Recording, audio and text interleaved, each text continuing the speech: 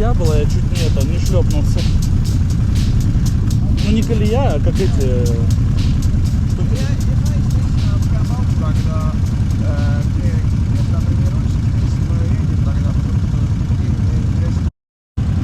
Ну, вы все слышали, ребята. Другим неинтересно из-за меня.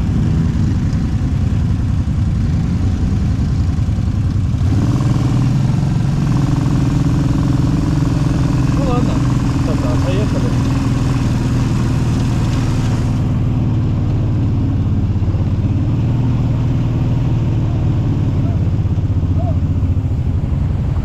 Что? Мы через полчаса будем обратно. Там наверху тоже можешь на этом прямом ехать. Просто Хорошо, если мы вернемся и тебя здесь нету, тогда езжай туда в сторону машины. Хорошо. Хорошо? Ну, что поделать? Как? Все сказали, уходи. Уходи, сказали. А? Ну нет, мне сказали уходи, все.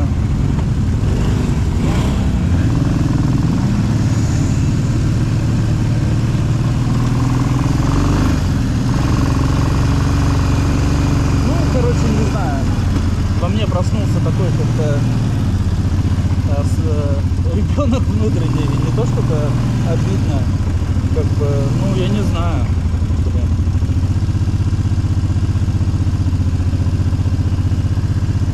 Ладно, экшен у нас был с вами. Давайте по прямой тогда.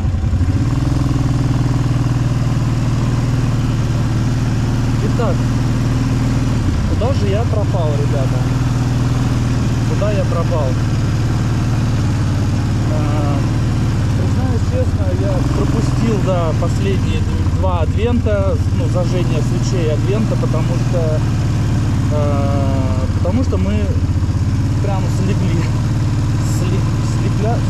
Слегла вся наша семья. Все началось с середины прошлой недели. Дочка пришла со школы, сказала, ну так, вскользь, что там кто-то у них это самое тошнило. Вот. Ну, мы не предали предотвращение, как бы, и все. На следующий день, вот, собственно, у доченьки симптомы были, у старшей. Потом младший ребенок слег. Ну и потом и я, и супруга. Вот. Да, симптомы такие своеобразные. Я на самом деле не знаю, что это именно было. Что меня лично не тошнило, просто, ну, у меня это было просто ломота такая во всем теле и как это назвать? И расстройство желудка, да. Похоже на ротавирус. Если вот про детей вот говорить, то это один в один ротавирус. Но как-то, как бы вам сказать, когда у меня старший ребенок болел, когда мы еще жили в Санкт-Петербурге, то тогда у нас вообще там симптомы чуть ли не 7 дней не проходили, понимаете? 7 дней вообще не проходили, как бы очень тяжело было прям вообще. А тут как бы, ну, может быть, 1,5 дня вот так. Причем мы лекарств никаких не принимали. Когда вот в Санкт-Петербурге мы болели, ну, в смысле мы, да, как любой родитель подразумевает именно, что ребенок болеет, он сразу говорит, что, ну, мы все. Ну вот, мы там, помню, регидрон принимали какие-то, вот прям очень много вот воды, прям пили сам, немножко рисовой водички там и все такое, вот. А здесь как-то немножко по-другому, поэтому я не думаю, что это прям вот ротавирус, а что-то такое, не знаю, одна из разновидностей, ну, неважно, в общем мы слегли.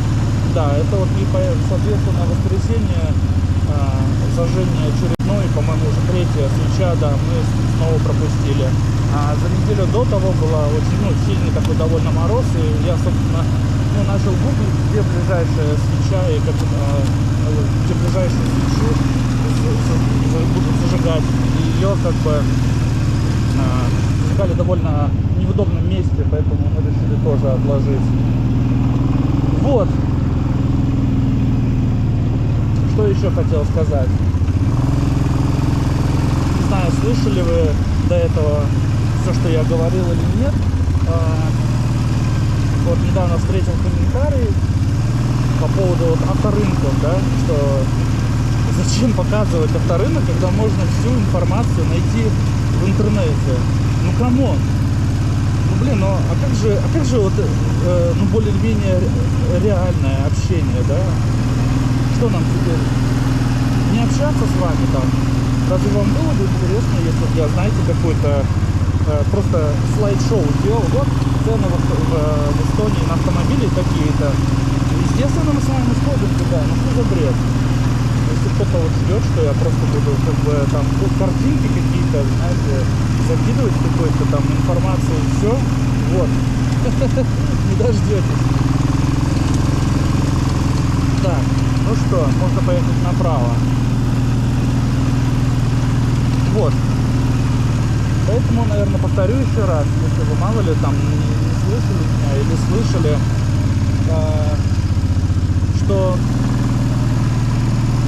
у нас в компании любят сотрудников и устраивают несколько раз в году так называемые тим-ивенты, ну, для нашего офиса. Напомню вам, что главный офис у нас в Мюнхене находится, как бы там свои мероприятия. И здесь вот каждый год, по крайней мере, рождественская пати устраивается. Я обычно не езжу, не хожу на них, как бы. Я один раз ездил как бы для галочки в Мюнхен, когда вот я только устроился, меня вот, ну, звали, ну, я очень сильно хотел туда попасть, потому что это город, ну, чуть ли не мечты было, потому что где-то 2001 год, когда Лига чемпионов Бавария играла с Валенсией, мечтал побывать в Мюнхене, но ну вот я там побывал, да, и все этого вполне достаточно. Вот. Но сегодня, да, я решил провести время с вами. Не то чтобы я там, знаете, прям сильно уставал на работе в плане там, как бы, что мне нужно срочно переключиться, но просто почему бы нет? Почему бы нет? И вообще, вы знаете, я всегда люблю, когда я имею в виду участвовать во всякой движухе, потому что когда я работал в больнице, я постоянно был Дедом Морозом там, знаете, потом устраивал постоянно всякую неклассную, ну, назовем ее так, мероприятия, да. Я устраивал концерты, даже обычные какие-то мероприятия, например, выходные, точнее, не мероприятия, а просто дни, да. Я приводил ребят с расстройствами куда-то в город, чтобы было там интересно, что-то придумывал, как бы. Но сейчас я не знаю, что связано, но как-то я вот, знаете, от всего этого вот как-то устал.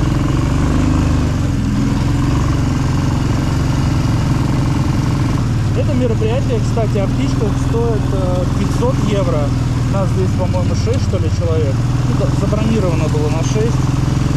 500 евро, не знаю, сколько часов. Часа на 2. Не знаю, может быть. Вот. Наверное, надо разворачиваться, поеду. Он там мне сказал, что типа возвращайся обратно, если хочешь. Ну,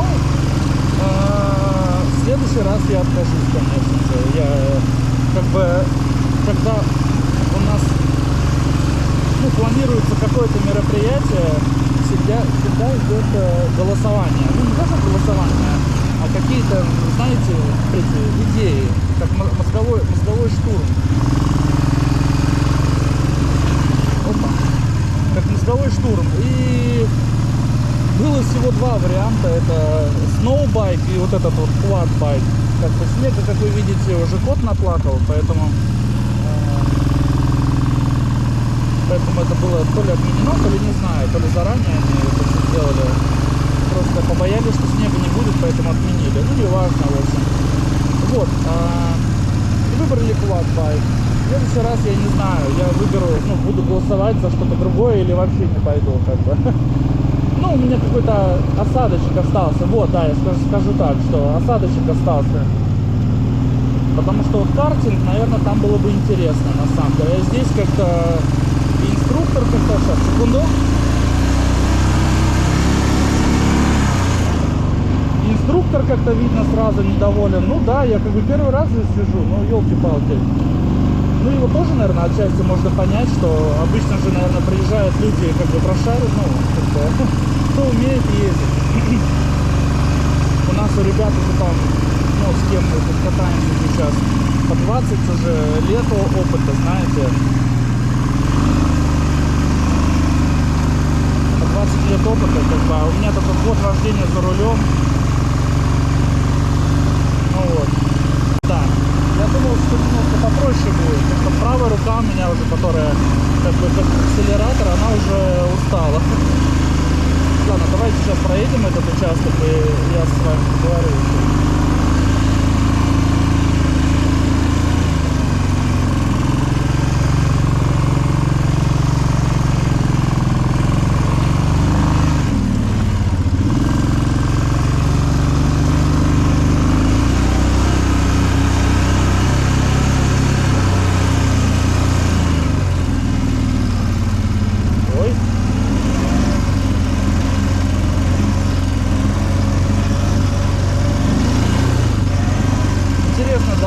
По технике безопасности он видел, что я это самое первый раз сел, я об этом сказал. Он видел, что я неуверенно езжу и уехал с опытными чуваками. По логике я бы на месте этого дядьки как бы самому себе бы сказал: слушай, давай я тебе это самое сейчас отъедем типа быстро туда, и просто ты, ну, у тебя закончится все и все. Сейчас же фиг знает, что со мной произойдет. Он, конечно, меня предупредил, да, конечно, что типа там вот езди тут и все. Но, блин, вы сами видите, как я газую. Ладно, поехали наверх, наверное. И там с вами, может, поговорим. Здесь уже делать нечего.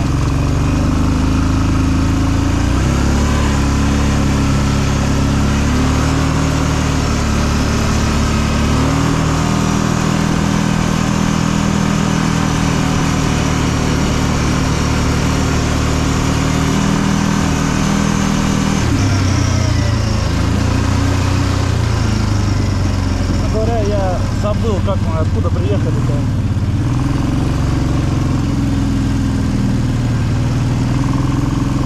Ну ладно, поехали здесь.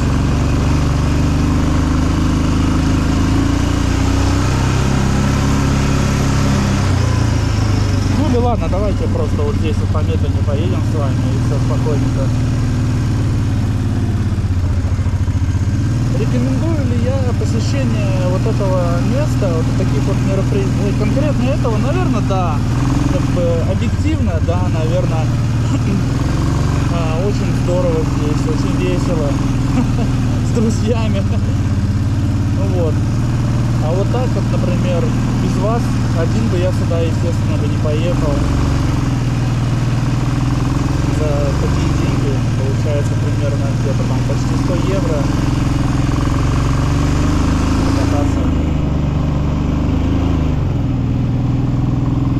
С другой стороны, я думал об этом, когда вот были у нас этот мозговой штурм, что предпринять, и я ничего не мог придумать, потому что я знал, что куча ограничений у людей, как бы мало кто что захочет, как бы, вот.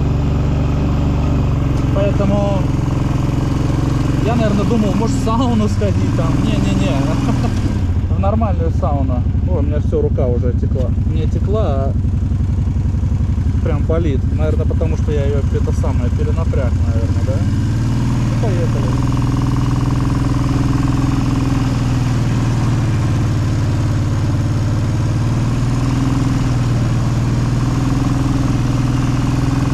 Вот. Да, и еще раз я хотел тоже, ребята, сказать, что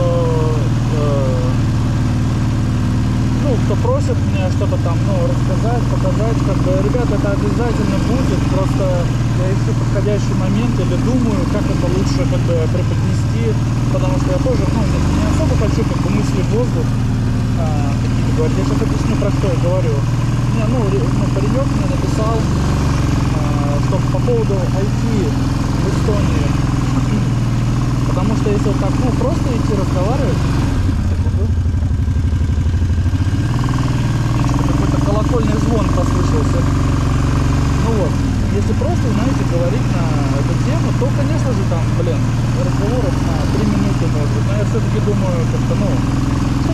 интересное, вряд ли кто-то со мной согласится поговорить.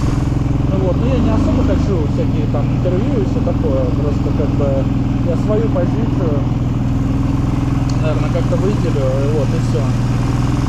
Потом еще недавно написал парень, который в армии служил здесь, в Эстонии, в 50-х годах, и спросил у меня, где находится, вот какой-то, как называется, населенный пункт, где опять сейчас какой-то слышал звук. Не знаю. Вот, где находится вот, какой-то населенный пункт, где, короче, свалка, старая сталинская свалка находится, что такое, вот, где находилась.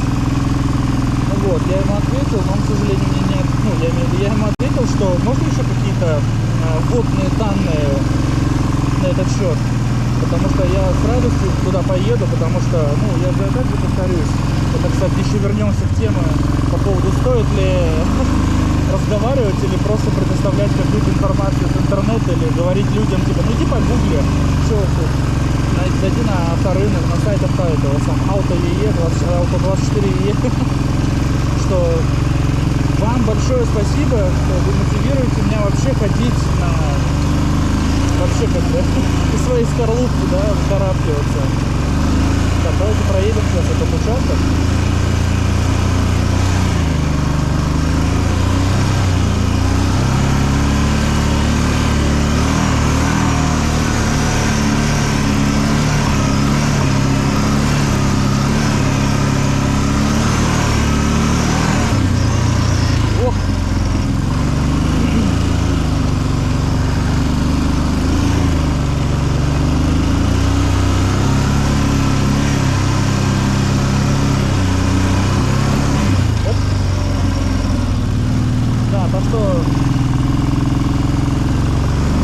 Так что прогулки важны.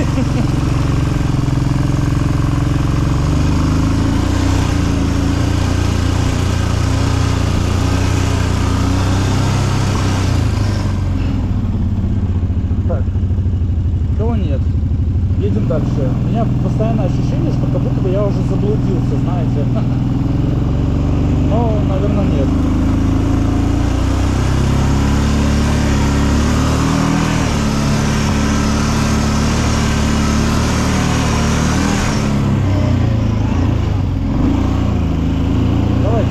Ладно, хватит нам.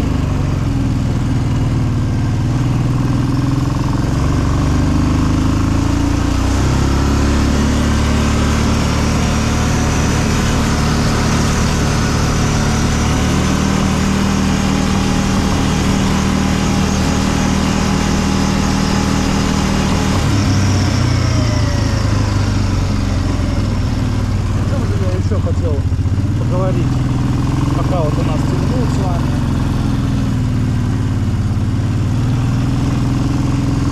Да вроде бы все то, о чем я хотел вам поведать, я сказал. Надеюсь, вы слышали мой голос, как бы. Если нет, то, наверное, потом уж с вами обговорим. Я просто приложу какие-то видео из этого путешествия. Вот. Ах, да, забыл сказать, что да, помимо вот этих вот тим-ивентов, всегда тим-ивент сопровождается еще походом в ресторан. Но так как ситуация у нас не очень в стране, ну, в смысле, как не очень, рестораны только по QR-кодам, а у нас там всего двое, все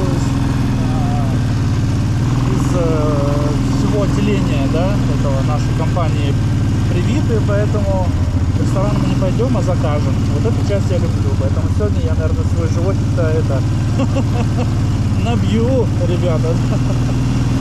Вот. Тем временем, да, конечно, темнеет, но смотрите, вот просто хотел, наверное, этим вот закончить свои вот эти вот мысли. Воздух. Смотрите, как вот в Эстонии вообще природа какая классная, деревья. Это вот Мяннику напоминаю. Вот этот вот мох на деревьях вообще красотища. Вот, надо природу любить. Я люблю природу, знаете, потому что я даже недавно вот возле дома посадил дерево. Ну вот мы с семьей посадили дерево, с пустыря там небольшой кусочек выкопали и пересадили к нам прям возле дома. Так что, как в песне, да? Я посадил дерево. Вот. Так что берегите природу, берегите себя и вообще все. Обречено, но я знаю, мое дерево не проживет и недели. Я знаю, мое дерево в этом городе обречено, но я знаю, мое дерево не проживет и недели.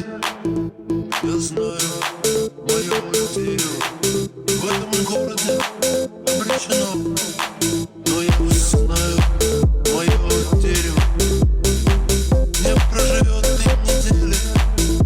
Я знаю, мое дерево в этом городе обречено, но я все свое время провожу рядом с ним. Мне все другие дела надоели. Мне кажется, что это мой дом. Мне кажется, что это мой друг. Я посадил дерево. Я посадил дерево.